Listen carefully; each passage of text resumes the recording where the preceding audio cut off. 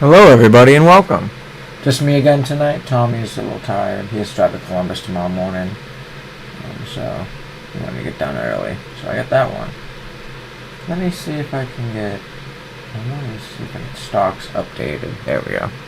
Hope everyone's having a great night. Welcome to the Week Ahead News Show here on the Lead Doodle channel. It's currently episode 65. Really getting it done. It's also currently June 15th, 2026. Hope everyone's having a great week. Had a crazy weekend. Really nice out. Some rain. A crazy storm. Hope everyone stayed safe.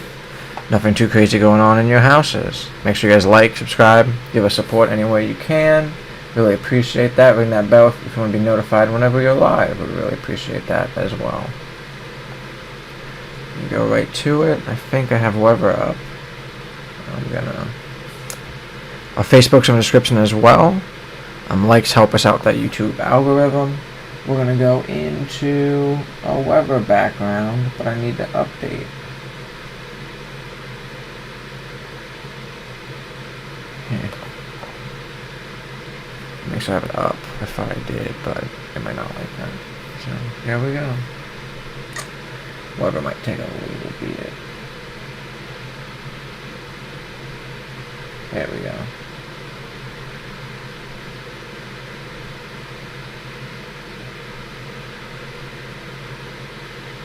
Alright, perfect. We finally got it. Let's transition. Bang! Alright, let's get right to it. Currently it's 62 here in Youngstown area. Today we had a high of about 67. Yuck yuck. Lower 55. Sunny out. Tomorrow we have a high of 73. Lower 51. Partly cloudy. We're supposed to rain 30%, but looks like that went away. So that's good. Maybe a little rain Tuesday, tomorrow, but mostly sunny it's looking like. Wednesday, we go right back into it. We have a 74 and a 56, 70% chance of rain. Thursday, high of 78 and hot, low of 62, 85% chance of rain. Friday, nice and sunny, high of 73, low of 57. Saturday, we have another high of 73, sunny, low of 56. Sunday, some rain, 35%, high of 77, another hot one, low of 56. Next Monday, 75% chance of rain, high of 67. Low of 63. Currently our moons and waxing crescent. We had our new moon yesterday. Next full moon in 14 days of 1% illumination. Moonrise at 5:50 a.m. Moon set at 10:59 p.m. Our sunrise. First light today was at 5:56 a.m. Sunrise today at 5:49 a.m. With sunset today at 8:57. Probably at the end of the show. Last light after the show at 9:31 p.m. About 15 hours and 7 minutes of total daylight. Our highest should be 15 hours and 8 minutes coming up here on the 21st. In 6 days, exciting to see the highest days of sunlight in the whole year. Precipitation, we're supposed to get 0.2 inches on Wednesday. We got half an inch today. We got 0.4 inches. 0.05 an inch today. 0.4 inches yesterday. A lot of rain over the weekend, like I talked about before. We'll go right into a funny topic. It really should have been about... but our funny topics are always like funny, not so funny. So it depends on how we want to take it in the week. I'll transition back. Hope everyone's having a great week. Let's get to it. We'll fix something real quick on here. Alright, let's get right into it, guys. So sometimes the funny topic's not so funny. The UFC event didn't happen by then, but I should have done that, because that was just a dumb spectacle in my opinion. Maybe we shouldn't even talk about that. But a not so funny topic is Congress ended up passing a massive DHS funding bill just by 2 votes. And also it's just me this week, so I kind of wanted to have some more topics about national. The past week, one of the biggest stories in Washington was the passage of a $70 billion Department of Homeland Security funding package, commonly referred to as Secure America Act, and we know it's not what it's going to do. So I'm excited for that. I do have to restart my caption on myself, so I'm going to do that real quick. After months of global gridlock, political gridlock, the bill finally cleared the House by the slimmest of margins, 214 votes in favor and 212 against. The razor-thin result immediately became the source of jokes online, and users comparing it to winning a game by a last-second buzzer beater or passing the group project. This because one person showed up.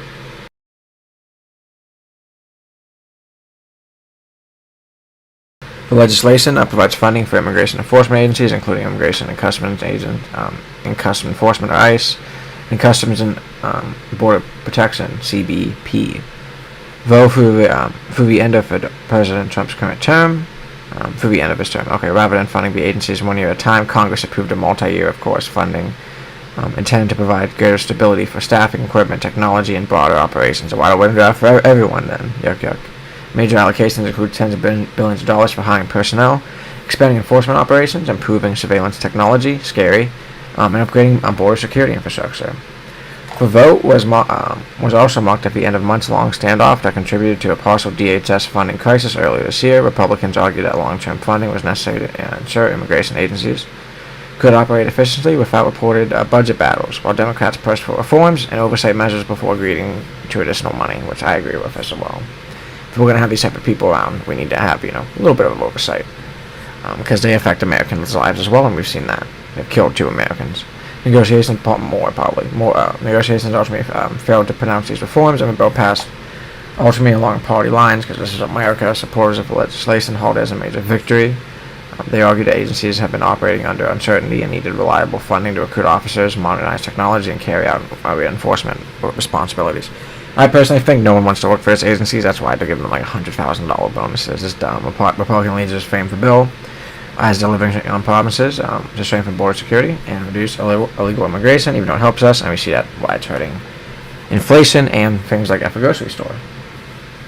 Critics, however, argue that Congress approved a massive expansion of enforcement with funding without including stronger accountability measures.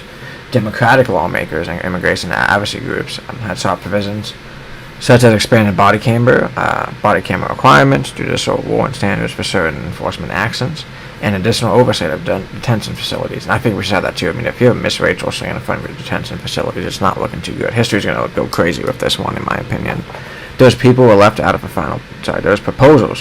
final package, fueling criticism that the legislation prioritized funding over reforms, which is sad, but most likely probably true.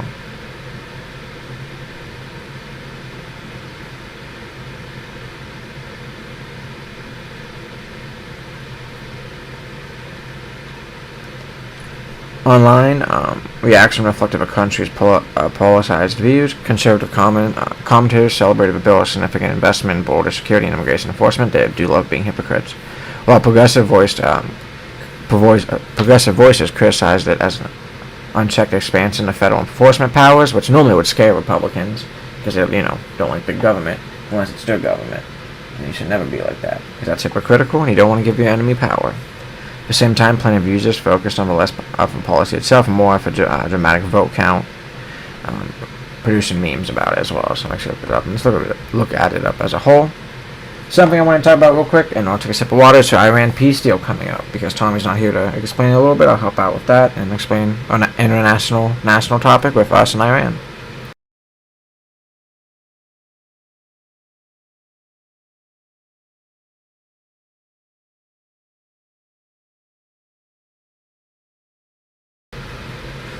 From yesterday, according to CBS News, President Donald Trump announced that the United States and Iran have reached a peace agreement. He claimed on social media that the deal with the Islamic Republic of Iran is now complete. The announcement comes after months of military conflict and negotiations that involved international mediators, including Pakistan. The proposed agreement is expected to be formally signed in Switzerland later this week. Publicly reported provisions include an immediate cessation of the military operations of the U.S. and Iran, between the U.S. and Iran, for reopening and strategically important Strait of Hormuz, one of the world's busiest oil shipping lanes, for removal of the U.S. Navy blockade around Iranian ports as well, a roughly 6-day period, for additional negotiations of Iran's nuclear program and related sanction issues. So they haven't agreed about nuclears yet. They're going to give them another 2 months to talk about it. However, many of the agreement's details have not yet been publicly released. Earlier in the week, Iranian officials stressed that the negotiations have advanced significantly, but they have not yet reached a final conclusion, creating some uncertainty before yesterday's announcement. Financial markets reacted positively to the prospect of a de-escalation because of reopening the Strait of Hormuz could reduce concerns about disruption to global oil supplies. Oil traders have closely monitored the reason throughout the conflict due to the importance of international energy markets. Both sides do like making the money. Despite the optimism, major questions remain unresolved for long-term handling of Iran's nuclear program, like I said before, sanctions relief, verification procedures, and regional security engagements are expected to be addressed following following our negotiations rather than fully being settled by the initial agreement and the agreement we had before with Obama, which I always like talking about because we're just going behind. We're wasting time. That's all Republicans do. They just clean up their own messes, and it sucks. Some supportive comedy of the line among main Trump supporters and conservative commentators. It's being framed as a significant policy achievement that ended active hostiles without a prolonged war. Good, just like Obama. Weird how they hated that one. Evidence that diplomatic pressure backed by military strength produced results, like we've seen before in the past time and time again as well. A move that could stabilize global energy markets, which we do need, and lower fuel prices if shipping through the Strait of Hormuz retains to normal, and it should, hopefully.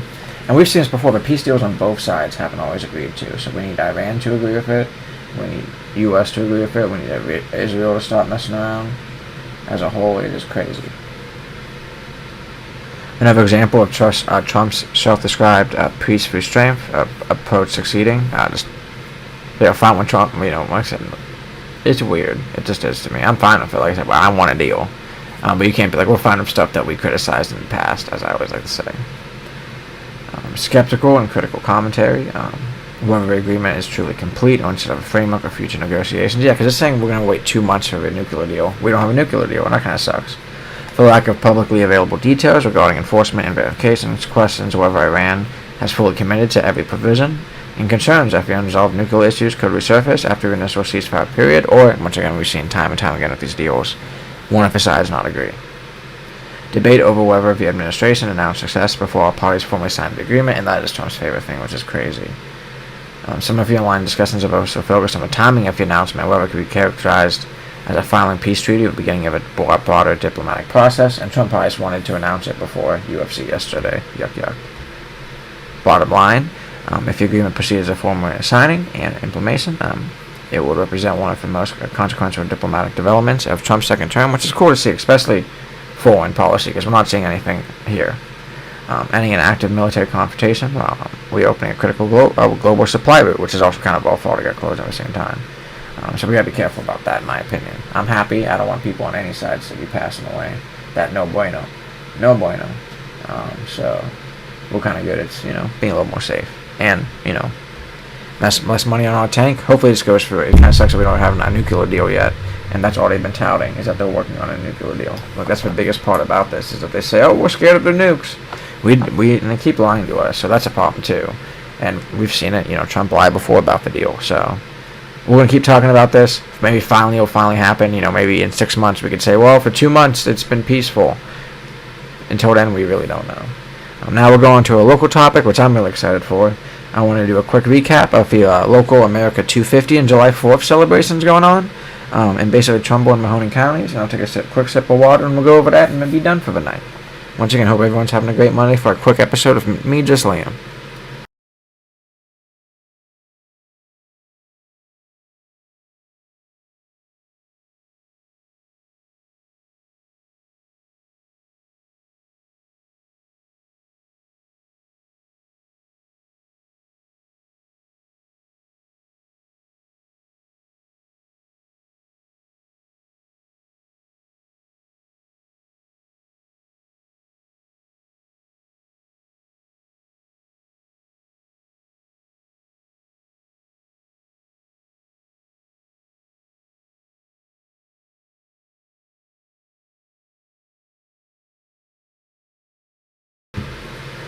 Alright, right to it.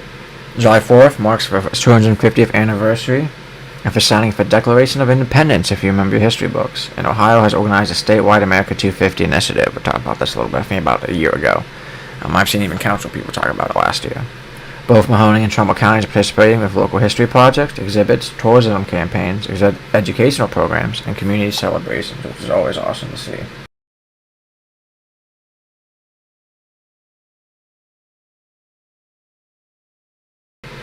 For Mahoning County, the Public Library of Youngstown and Mahoning County America 250 Initiative is one of the largest coordinated efforts in the county. Highlights include the Oral History Project, collecting stories from Mahoning County residents to preserve local history, which is cool to see. Ohio-themed educational programs throughout this year. We talked about it a little bit at the beginning of the year and last year. History exhibits, community bingo events centered around Ohio history and national parks, which is cool to see. Craft workshops and local heritage activities, so make sure you look it up as well. Bookmark contest, celebrating what Ohio means to residents. So make sure, if you guys have kids, grandkids, make sure you're doing this kind of stuff. Sounds cool. The initiative is designed to make local residents part of a national 250 celebration rather than simply spectators, which is cool to see. To explore the Mahoning America 250, the county tourism organization is promoting local museums, historical sites, downtown districts, and Youngstown art organizations. Special events under its America 250 campaign to encourage residents and visitors to rediscover the Mahoning Valley. And another event we have going on, not the 250th anniversary of this, we have Pride going on in the Valley in Warren on Saturday, I believe it's 20th. So make sure you stop by. I'll be there. It's always a good time. So many vendors, food, and then this vendor's shops, and so there's so much cool stuff. I can't wait. For Trumbull County, oh wait, I gotta refresh myself. Oh no. Ooh, there we go. Actually, I'll move this up. Hope everyone's having a great night. Thank you for stopping by. Alright, let's keep going. Trumbull County Tourism Bureau has published an extensive America 250 guide built around monthly themes and highlights the country's history and attractions. Features historical attractions, such as the National Packer Museum, which I do need to go to. It's been so long since I've been there. National McKinley Birthplace Memorial, John Stark Edward House and Museum, the Harriet Taylor Upton House, the end of a Commons General Store. That's kind of cool. And yeah, the Braceville African American Museum. All cool stuff to see. These locations in Trumbull County's role in transportation, manufacturing, women's suffrage, early settlement, and African American history.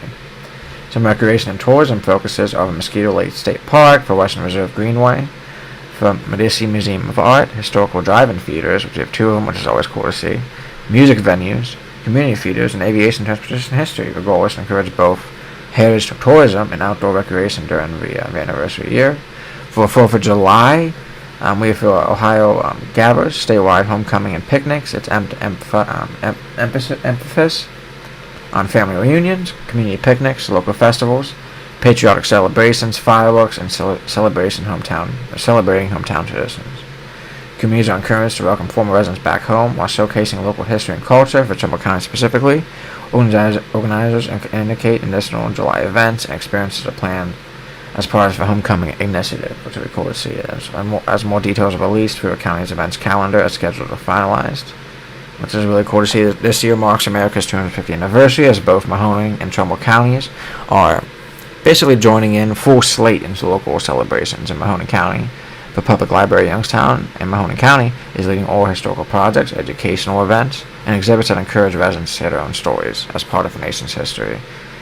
There's spotlight museums, downtown districts in Youngstown, and cultural attractions throughout the valley. In Trumbull County, we talked about before, the Tourism Bureau has rolled out a year-long America 250 guide, including highlight destinations like the National Packer Museum. Make sure you stop by the McKinley Birthplace Memorial, Harriet Taylor Upton House, and Western Reserve Greenway.